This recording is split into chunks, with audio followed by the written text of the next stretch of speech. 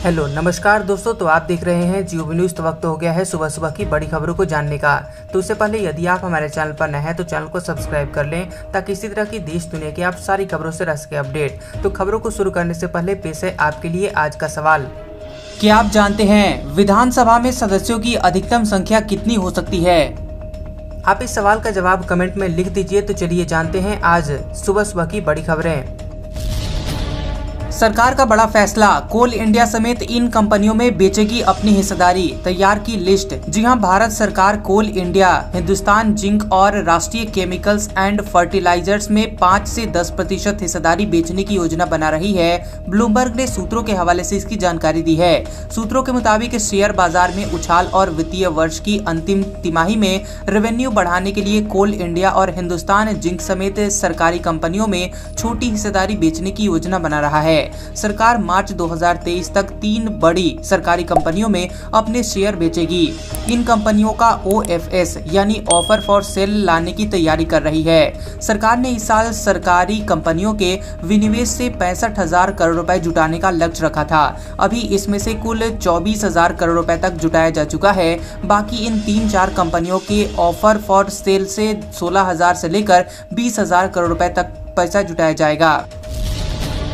गृह मंत्री अमित शाह की दो टूक, कहा कोई सपने ना देखें, लागू होकर रहेगा CAA। जी हां, चुनावी मौसम में गृह मंत्री अमित शाह ने नागरिकता संशोधन विधेयक को लेकर बड़ा बयान दिया है। उन्होंने कहा कि अगर कोई ये सपना दिख रहा है कि CAA लागू नहीं होगा तो वह भूल कर रहे हैं, क्योंकि इसमें किसी तरह का कोई बदलाव नहीं हो सकता है। अमित शाह ने ये बातें टाइम्स नाउ नव भारत के कार्यक्रम के दौरान कही है। इस दौरान कार्यक्रम में अमित शाह ने साफ किया कि CAA एक वास्तविकता है और इस देश का कानून है। लिहाजा जो लोग ये सोच रहे हैं कि सरकार ने CAA को ठंडे बस्ते में डाल दिया है, वो गलत है। इसको लेकर किसी तरह के कंफ्यूजन में न रहें। इन कानूनों के लागू हो जाने में देरी हो रही है। उस पर अमित शाह ने कहा कि हमें इसको लेकर अभी नियम बनाने हैं। चूंकि कोरोना महामारी के चलते ये लागू नहीं हो पाया था, मगर अब कोरोना खत्म हो रहा है और ऐसे में अब इस पर काम होगा।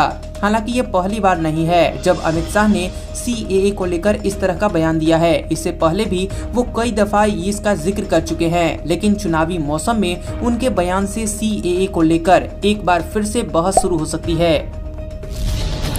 महाराष्ट्र के कॉलेजों में प्रवेश पाने के इच्छुक 18+ छात्रों के लिए मतदाता पंजीकरण होगा अनिवार्य। जी हां, महाराष्ट्र सरकार कॉलेजों में प्रवेश के लिए 18 वर्ष से अधिक उम्र के छात्रों के लिए अपना मतदाता पंजीकरण करवाना अनिवार्य करेगी। यह जानकारी राज्य के एक मंत्री ने दी है। बता दें कि राजभवन में गैर कृषि विश्वविद्यालयों के कुलपतियों की बैठक में राज्य के उच्च और तकनीकी शिक्षा मंत्री चंद्रकांत पाटिल ने कहा कि सरकार राष्ट्रीय शिक्षा नीति के तहत अनिवार्य रूप से जून 2023 से 4 वर्षीय डिग्री पाठ्यक्रम शुरू करेगी और विश्वविद्यालयों को निर्णय लागू करना होगा।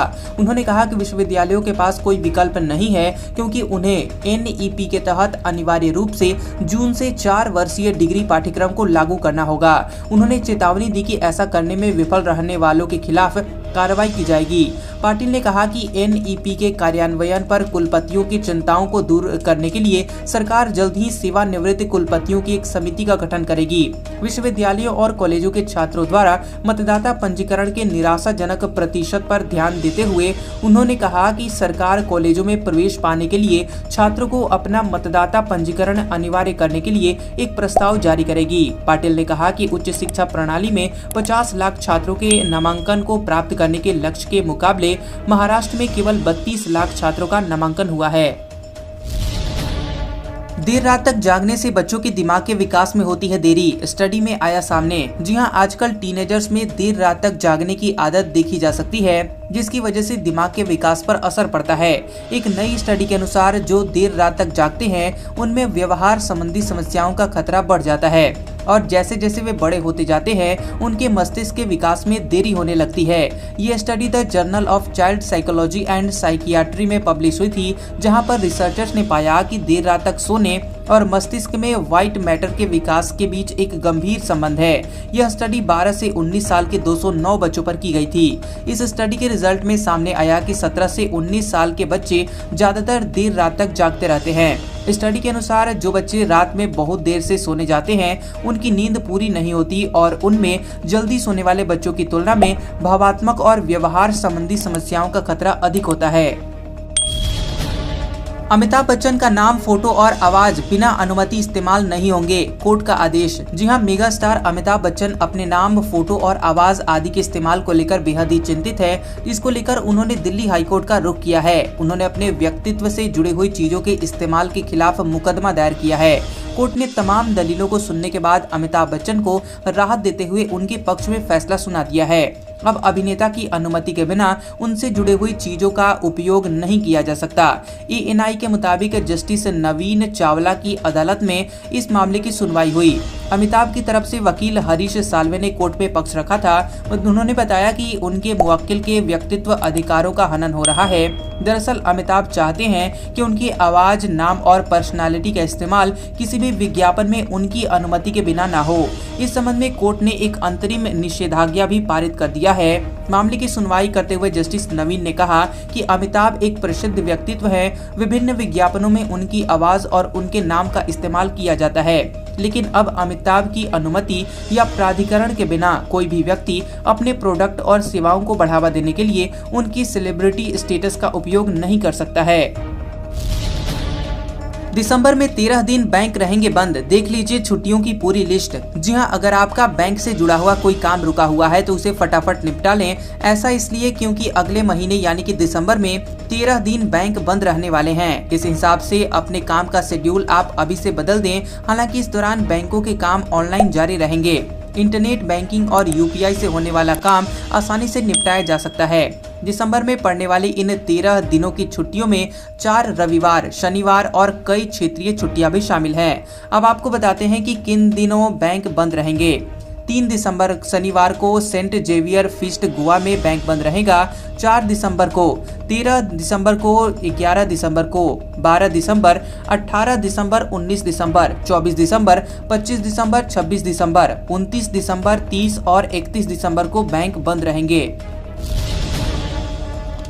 इलेक्शन कमीशन में नियुक्ति पर बोले पूर्व सीईसी, कहा सरकार ने जल्दबाजी की, कोई सुनने वाला नहीं था। जी हां, बता दें कि चुनाव आयुक्त के तौर पर अरुण गोयल की नियुक्ति ने विवाद खड़ा कर दिया है। सुप्रीम कोर्ट गोयल की नियुक्ति से जुड़ी हुई फाइल देखना चाहता है और इस प्रक्रिया को शीर्ष कोर्ट ने लाइटनिंग फास्ट यानी बहुत जल्दीबाजी में करार दिया है। हालांकि अभी शीर्ष कोर्ट इस मामले को देख रहा है, लेकिन पूर्व चुनाव आयुक्तों ने इस बात के पक्ष में दलील दी है और कहा कि चुनाव आयोग की नियुक्ति प्रक्रिया में सुधार होना चाहिए। बता दें कि 1996 से 2001 के बीच 6 साल के कार्यकाल के लिए चीफ इलेक्शन कमिश्नर के तौर पर सेवा देने वाले मनोहर सिंह गिल ने कहा कि वह अपने कार्यकाल के बाद से ही लगातार इस तरह की मांग कर रहे हैं। उन्होंने कहा कि चुनाव आयोग में नियुक्तियों पर सवाल है और इसकी समीक्षा करके सुलझाया जाना चाहिए। मैं पूरे 6 साल के सीईसी था, मैंने भी इस तरह की नियुक्तियों यानी कि चुनाव आयोग में नियुक्ति पर मुद्दा उठाया था, लेकिन कोई सुनने वाला नहीं था। उन्होंने कहा कि मुझे खुशी है कि सुप्रीम कोर्ट अब इस मामले की सुनवाई कर रहा है। गिल ने कहा कि अब कोर्ट को इस मामले को सुलझाने दीजिए। मुझे खुशी है कि ये मामला अब एक सुलझा हुआ परिणाम देगा। स्थितियां बदलेंगी। मैं देख सकता हूं कि सुप्रीम कोर्ट कुछ करेगा। दिल्ली एम्स में साइबर अटैक, सोनिया अटल समेत 4 करोड़ मरीजों का डेटा हुआ चोरी। जी हां, दिल्ली एम्स के ऑनलाइन सिस्टम पर बड़ा साइबर अटैक करके 4 करोड़ मरीजों का डेटा चोरी हो जाने की बड़ी खबर सामने आई है। रिपोर्ट के मुताबिक एम्स में इलाज करा चुके कई पूर्व प्रधानमंत्रियों, राष्ट्रपति, उपराष्ट्रपति और पूर्व कांग्रेस अध्यक्षा सोनिया गांधी के डेटा को भी इस साइबर अटैक के जरिए हैक किया गया है। एनआईसी, सीबीआई, आईबी, डीआरडीओ और दिल्ली पुलिस की टीमें देश के मेडिकल सेक्टर में हुई अब तक की सबसे बड़ी हैकिंग की जांच में जुटी हुई है। डेटा हैक में इंटरनेशनल साइबर क्राइम के कनेक्शन का भी हाथ होने की आशंका जताई जा रही है। इन्वेस्टिगेशन एजेंसियां इसे रैंसमवेयर अटैक मानते हुए एम्स के ऑनलाइन सेंट्रलाइज्ड सिस्टम से जुड़े हुए कंप्यूटर्स को खंगालने में जुटी हुई है।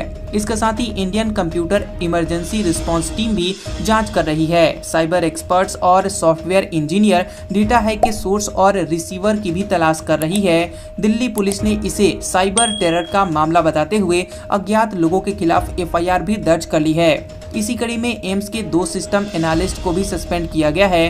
बता दें कि करीब 8 साल पहले ही दिल्ली एम्स में इलाज करा चुके मरीजों का डेटा पूरी तरह से डिजिटल किया गया था। वहीं खबर है कि दिल्ली एम्स का सर्वर भी बीते 48 घंटे से डाउन चल रहा है, जिसके बाद मरीजों को ऑनलाइन रजिस्ट्रेशन में खासी दिक्कतों का सामना करना पड़ रहा है। श्रद्धा हत्याकांड पर बोले अमित शाह, कहा नहीं बख्शे जाएंगे दोषी, मामले पर मेरी नजर है। जी हां, केंद्रीय गृह मंत्री अमित शाह ने कहा कि श्रद्धा वालकर मर्डर मामले में दोषियों को बख्शा नहीं जाएगा। एक न्यूज चैनल के प्रोग्राम में शाह ने कहा कि इस मामले पर उनकी नजर है और जल्द ही हत्याकांड की जांच करके कोर्ट के माध्यम से दोषियों के लिए कड़ी सजा सुनिश्चित होगी। शाह ने कहा कि इस केस में दिल्ली और मुंबई पुलिस के बीच बेहतर तालमेल है, क्योंकि इस दौरान श्रद्धा की 2020 में मुंबई पुलिस को लिखित शिकायती चिट्ठी के मुद्दे पर उन्होंने तत्कालीन उद्धव सरकार को भी घेरा। तत्कालीन उद्धव सरकार पर निशाना साधते हुए शाह ने कहा कि जो चिट्ठी सामने आई है उससे पता चलता है कि महाराष्ट्र के एक थाने में श्रद्धा की शिकायत पर कोई एक्शन नहीं लिया गया, जिसकी जांच होगी और जिम्मेदार लोगों के खिलाफ सख्त कार्रवाई की जाएगी। बकौल शाह, जो शिकायती चिट्ठी सामने आई है उसमें दिल्ली पुलिस की कोई भूमिका नहीं है। इसी प्रोग्राम में असम के सीएम हिमंत बिस्वा शर्मा ने श्रद्धा वालकर हत्याकांड को लव जिहाद से जोड़ा। शर्मा ने कहा कि इस हत्याकांड में लव जिहाद की बू आती है। शर्मा ने ये भी कहा कि ये मामला महिलाओं की सुरक्षा से जुड़ा हुआ है। अब हम अगले 24 घंटों के दौरान देश भर के संभावित मौसम पूर्वानुमान के बारे में बता रहे हैं। अगले 24 घंटों के दौरान अंडमान और निकोबार द्वीप समूह में हल्की से मध्यम बारिश के साथ 1-2 स्थानों पर भारी बारिश संभव है। आंध्र प्रदेश, तमिलनाडु के कुछ हिस्सों, गोवा और कर्नाटक में हल्की बारिश हो सकती है। देश के बाकी हिस्सों में मौसम शुष्क बना रहेगा। आज का सुविचार, जीवन में सबसे बड़ी खुशी उस काम को करने में है जिसे लोग कहते हैं कि आप नहीं कर सकते। कैसा लगा ये वीडियो हमें कमेंट सेक्शन में जरूर बताएं। वीडियो पसंद आया हो तो वीडियो को लाइक और शेयर करें और ऐसे इंटरेस्टिंग वीडियोस देखने के लिए हमारे चैनल जियोबी न्यूज को सब्सक्राइब करें और बेल आइकॉन को दबाएं। और हमारे ओल्ड और लेटेस्ट वीडियोस देखने के लिए हमारे प्लेलिस्ट और कम्युनिटी टैब को जरूर चेक करें। तो मिलते हैं अगले वीडियो में, तब तक के लिए आपका शुक्रिया।